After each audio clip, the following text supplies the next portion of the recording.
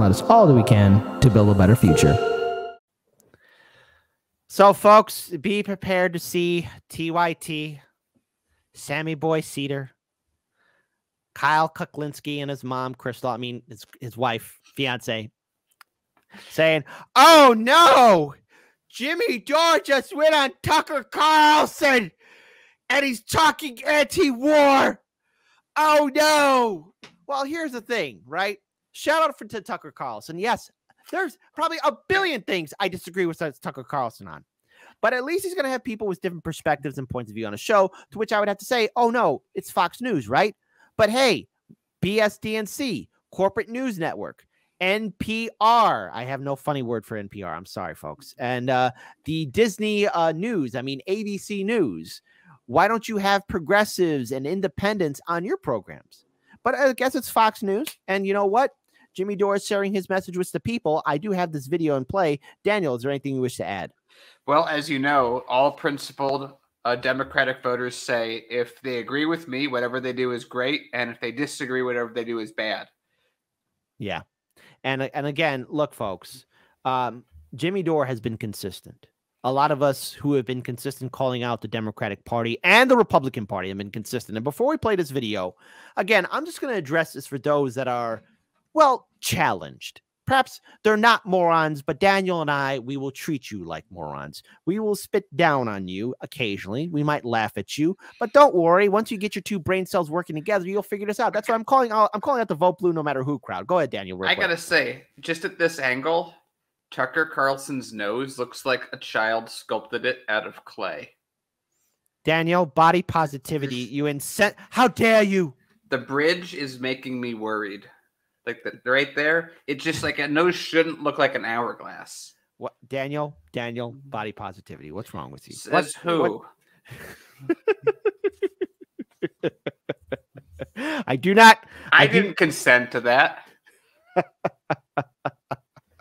So what I wanted to get at is first, you have the Vote Blue No Matter Who people who say, oh, hard-lens media. All you do is just talk bad about the Democrats. Well, here's the thing about the Democratic Party.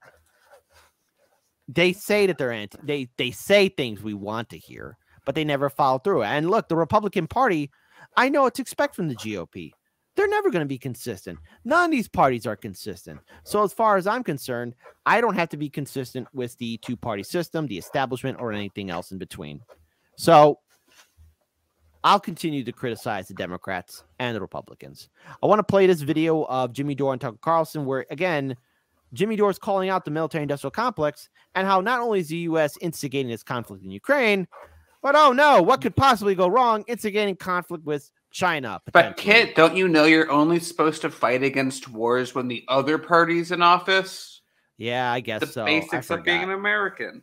America, gotta love it.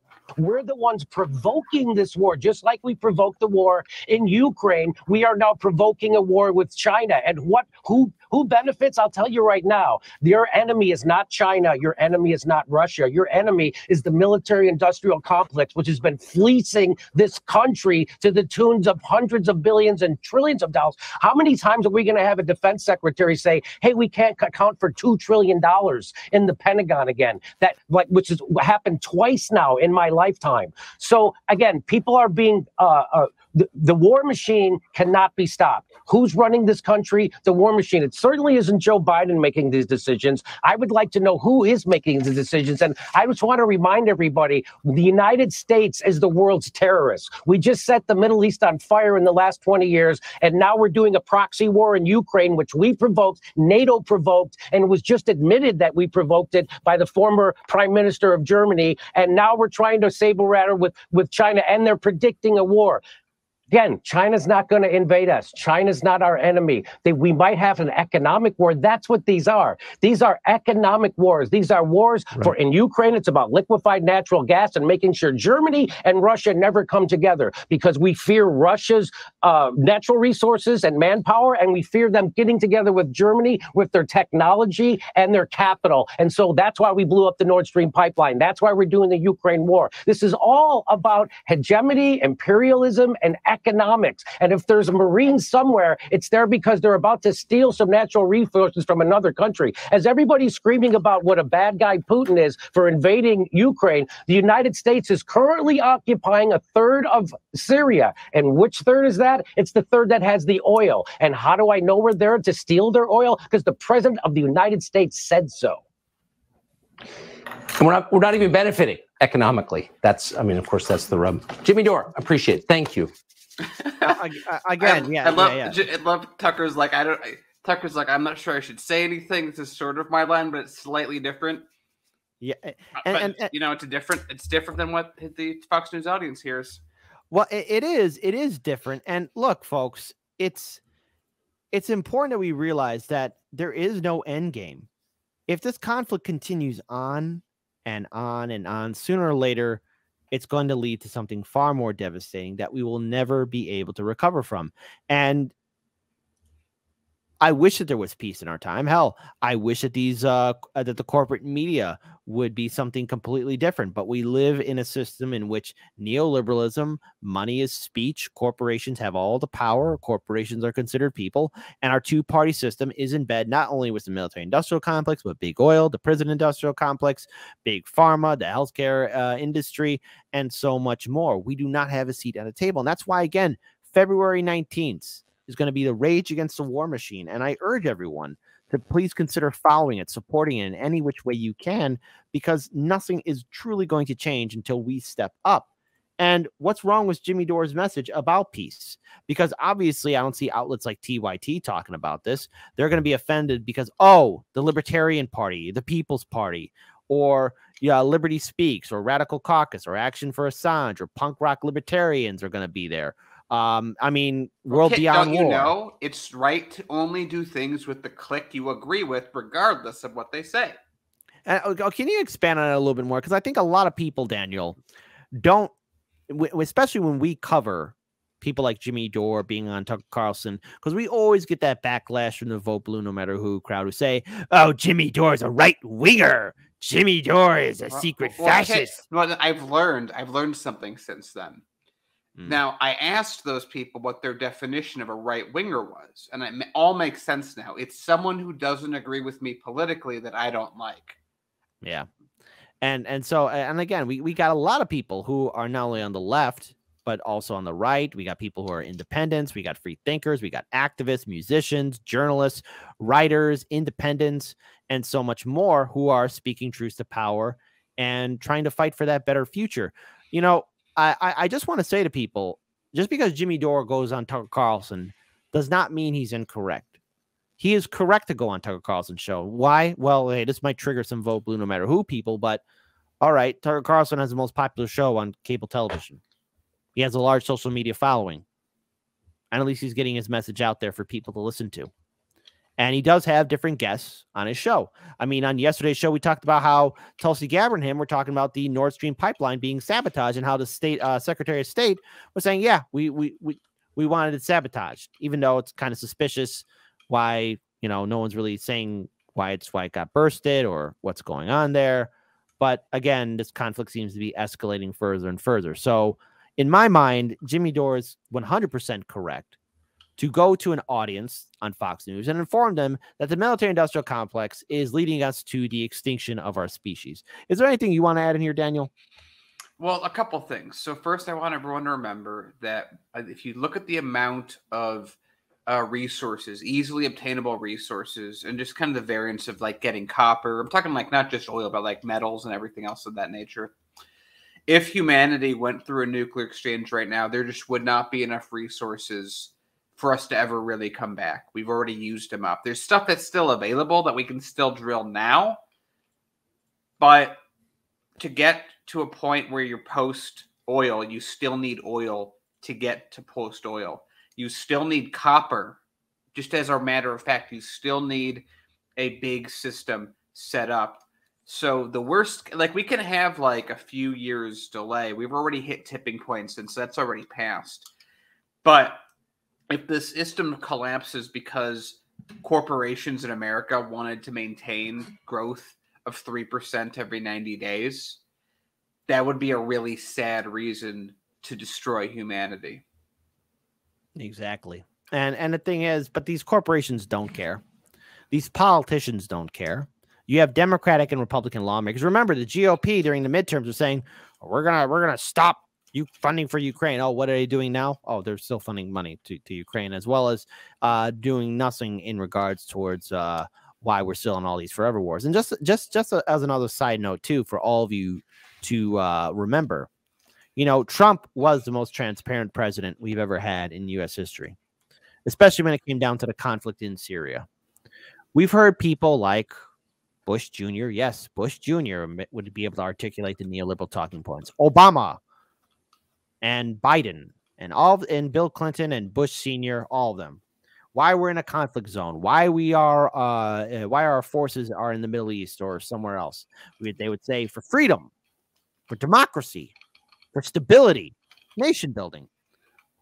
But when Trump answered that question, he just said straightforward and with a true heart, we're there for the oil. We're there to get the oil. There to get the oil. I mean, that's the reason why we're in any conflict zone. It's for some resources, some kind of special mineral, some kind of ore, or the big old one, Texas tea, oil. And go ahead, Dan. Yeah, it's like crazy. So this goes, like we were talking about this a while back, like the F-35 costs $1.5 trillion.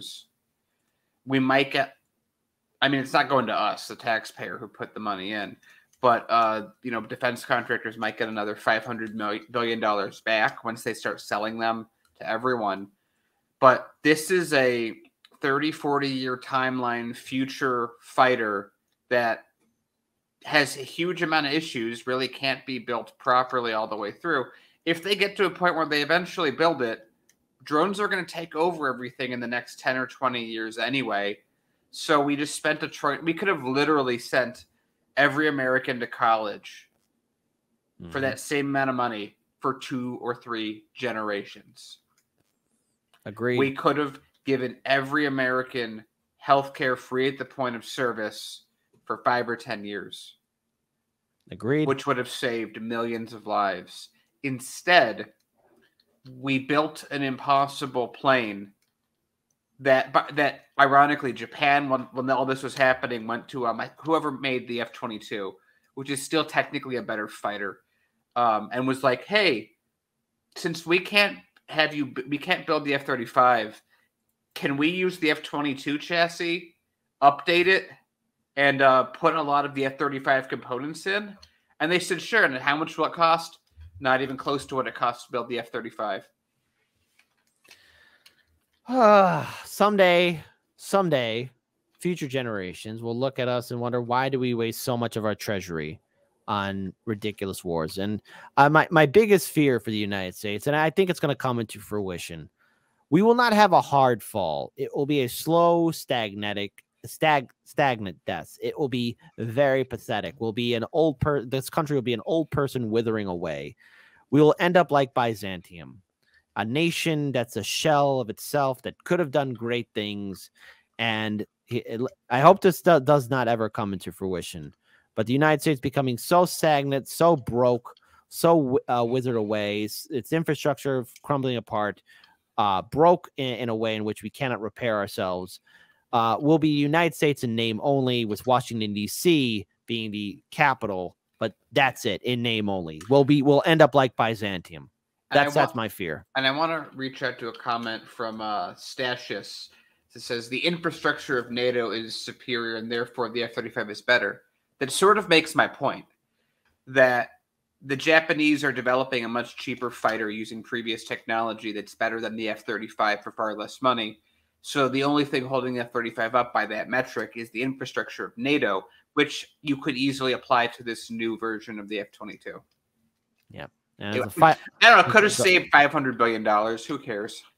And as a final note, hey, Kyle and Crystal, Sammy Boy Cedar, Emma, TYT, Fat Tony, and Anna Banana. I mean, Jank and Anna. Where's your anti-war movement? Where's your where's your call? Well, guys, don't you know they have to call out Mr. Beast right now? That's the more important. Remember, that's more stylish story. Oh yeah, they got to yell at Mr. Beast. Okay, well, you know. All right, fine. How, I guess how dare he help cure 1,000 people's blindness when there's a bigger problem that the governments aren't addressing? It's all his How fault. dare you? How dare you? How dare you? Oh, well, I guess, they got bigger fish to fry. But so I want to say this. Jimmy Dore was correct. Jimmy Dore is correct. And so while he is definitely not running for president, because we did interview him and asked him that, I will say this. Dore 2024. And if not him, we need somebody, because we need somebody to tell the truth as it is. And we need to push back against the neoliberal system. Keep on representing Chicago, Jimmy. All the best to you.